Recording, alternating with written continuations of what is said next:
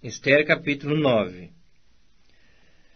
No dia 13 do 12º mês, que é o mês de Adar, quando chegou a palavra do rei e a sua ordem para se executar, no dia em que os inimigos dos judeus contavam assenhorear-se deles, sucedeu o contrário, pois os judeus é que se assenhorearam dos que os odiavam, porque os judeus nas suas cidades, em todas as províncias do rei Assuero, se ajuntaram para dar cabo daqueles que lhes procuravam o mal, e ninguém podia resistir-lhes, porque o terror que inspiravam caiu sobre todos aqueles povos.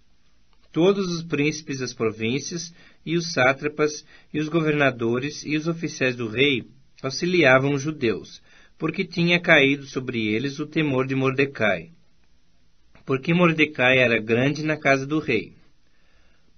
E a sua fama crescia por todas as províncias, pois ele se ia tornando mais e mais poderoso.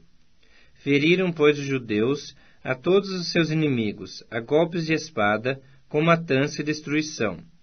E fizeram dos seus inimigos o que bem quiseram. Na cidadela de Suzã, os judeus mataram e destruíram 500 homens, como também a Parsandata, a Dalfon, a Aspata, a Porata, a Adalia, a Aridata, a Farmasta, a Arizai, a Aridai e a Vaisata, que eram os 10 filhos de Amã, filho de Amedata, o inimigo dos judeus, porém no despojo não tocaram. No mesmo dia foi comunicado ao rei o número dos mortos na cidadela de Suzã. Disse o rei à rainha Ester: na cidadela de Suzã mataram e destruíram os judeus 500 homens, e os 10 filhos de Amã. Nas mais províncias do rei, que terão eles feito? Qual é, pois, a tua petição? E se te dará. O que é que desejas ainda? E se cumprirá.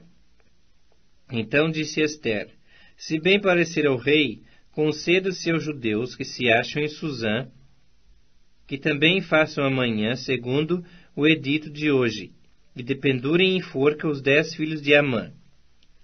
Então disse o rei que assim se fizesse. Publicou-se o edito em Suzã, e dependuraram os 10 filhos de Amã. Reuniram-se os judeus que se achavam em Suzã, também no dia 14 do mês de Adar, e mataram em Suzã a 300 homens, porém no despojo não tocaram. Também os demais judeus que se achavam nas províncias do rei se reuniram, e se dispuseram para defender a vida, e tiveram sossego dos seus inimigos. E mataram a 75.000 dos que os odiavam, porém no despojo não tocaram. Sucedeu isto no dia 13 do mês de Adar. No dia 14 descansaram, e o fizeram dia de banquetes e de alegria. Os judeus, porém, que se achavam em Suzã, se ajuntaram nos dias 13 e 14 do mesmo, e descansaram no dia 15, e o fizeram dia de banquetes e de alegria. Também os judeus das vilas que habitavam nas aldeias abertas fizeram do dia 14 do mês de Adar dia de alegria e de banquetes, e dia de festa, e de mandarem porções dos banquetes uns aos outros. Mordecai escreveu essas coisas e enviou cartas a todos os judeus que se achavam em todas as províncias do rei Assuero, aos de perto e aos de longe, ordenando-lhes que comemorassem o dia 14 do mês de Adar, e o dia 15 do mesmo, todos os anos, como os dias em que os judeus tiveram sossego dos seus inimigos, e o mês que se lhes mudou de tristeza em alegria, e de luto em dia de festa, para que os fizessem dias de banquetes e de alegria, e de mandarem porções dos banquetes uns aos outros, e dádivas aos pobres. Assim os judeus aceitaram como costume o que naquele tempo haviam feito pela primeira vez, segundo Mordecai lhes prescrevera, porque Amã, filho de Amedata, o Agagita, inimigo de todos os judeus, tinha intentado destruir os judeus, e tinha lançado isto é, sortes, para os assolar e destruir. Mas tendo Ester indo perante o rei, ordenou ele por cartas que o seu mau intento, que assentara contra os judeus, recaísse contra a própria cabeça dele, pelo que o enforcaram a ele e a seus filhos. Por isso aqueles dias chamam Purim, do nome Pur. Daí, por causa de todas as palavras daquela carta, e do que testemunharam, e do que lhes havia sucedido, determinaram os judeus, e tomaram sobre si, sobre a sua descendência, e sobre todos os que se chegassem a eles,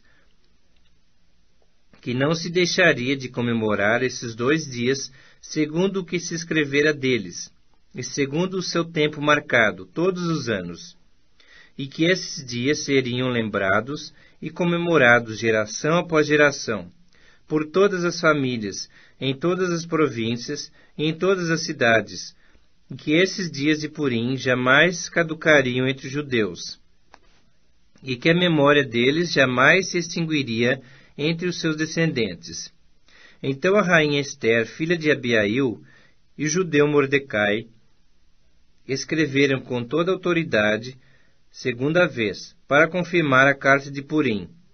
Expediram cartas a todos os judeus, a 127 províncias do reino de Assuero, com palavras amigáveis e sinceras, para confirmar esses dias de Purim nos seus tempos determinados, como o judeu Mordecai e a rainha Ester lhes tinham estabelecido, e como eles mesmos já o tinham estabelecido sobre si e sobre a sua descendência, acerca do jejum e do seu lamento.